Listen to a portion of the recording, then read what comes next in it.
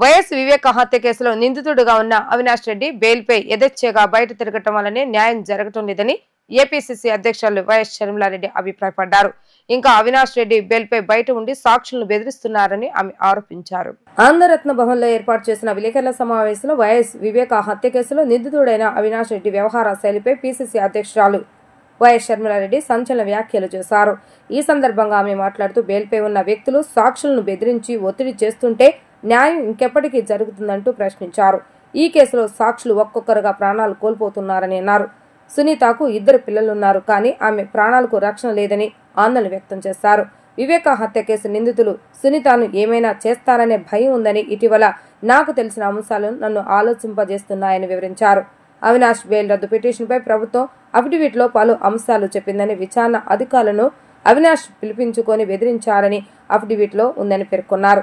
అవినాష్ బెయిల్పై ఉన్నందునే సునీతకు న్యాయం జరగట్లేదని, సాక్షులను బెదిరించి ఒత్తిడి తెస్తున్నా బెయిల్ రద్దు చేయట్లేదని అన్నారు.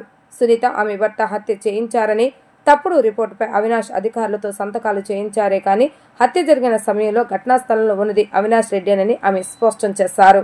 ఇటీవల వచ్చిన ఒక అంశం నన్ను ఆలోచింపజేసింది. అవినాష్ బెయిల్ క్యాన్సల్ అయ్యే విషయంలో డిస్కషన్స్ జరుగుతున్న సమయంలో ఒకసారి వెనక్కి వెళ్ళి అంత ఆలోచన చేస్తే ఇప్పుడు తెలిసిన విషయం ఏమిటి అంటే, అవినాష్ బెయిల్ క్యాన్సిల్ చేయాలి అంటూ కోర్టులో దాఖలైన కేసుకి ఆంధ్రప్రదేశ్ ప్రభుత్వం కూడా ఇప్పుడు అడిషనల్గా వాళ్ళ రిపోర్ట్ ఇవ్వడం జరిగింది. ఆ రిపోర్ట్లో న్యూస్లో వచ్చేంత వరకు నాకు కూడా తెలియదు ఇది. ఆ రిపోర్ట్లో చాలా క్లియర్గా రాసిన అంశం ఏమిటంటే, ఇన్వెస్టిగేటింగ్ ఆఫీసర్ని అవినాష్ రెడ్డి వాళ్ళ ఇంటికే పిలిపించుకొని 2 పోలీస్ ఆఫీసర్లను, అడిషనల్ ఎస్ఐ అడిషనల్ ఎస్పీ అనుకుంటా, 2 పోలీస్ ఆఫీసర్లను వాడుకొని ఇన్వెస్టిగేటర్ ఆఫీసర్ని తన ఇంటికే పిలిపించుకొని అక్కడ బెదిరించి ఒత్తిడి చేసి తప్పుడు రిపోర్టు మీద ఆ ఇన్వెస్టిగేటివ్ ఆఫీసర్ చేత సంతకం పెట్టించారట. సాక్ష్యాలు ఆధారాలు అన్నీ చూపుతూ ఆ రిపోర్ట్ దాఖలు చేసింది ప్రభుత్వం.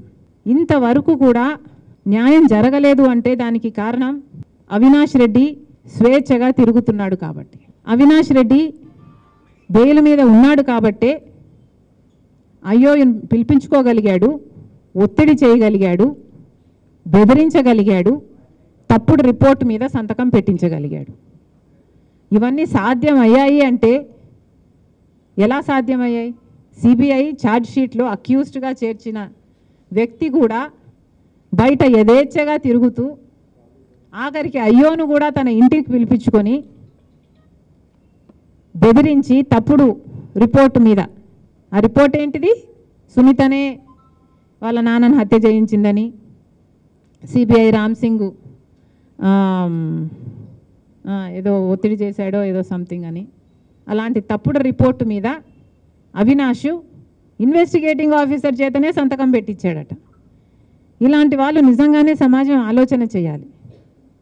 బెయిల్ మీద ఉన్న వాళ్ళు ఇలా సాక్షులను ఒత్తిడి చేసి ఇలా వ్యవహరిస్తే నిజంగా వాళ్ళు బెయిల్ మీద ఉండాలా లేక లోపల ఉండాలా?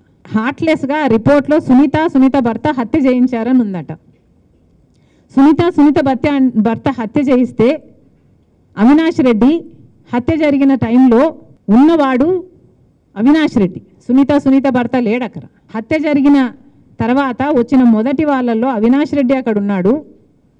ఆ శవాన్ని క్లీనప్ చేసే కార్యక్రమం చేసే టైంలో సునీత భర్త లేరు, అవినాష్ రెడ్డి ఉన్నాడు. సాక్షిలో ఇది మర్డర్ కాదు గుండెపోటు అని చెప్తున్న టైంలో సునీత భర్త లేరు, అక్కడ ఉన్నది అవినాష్ రెడ్డి.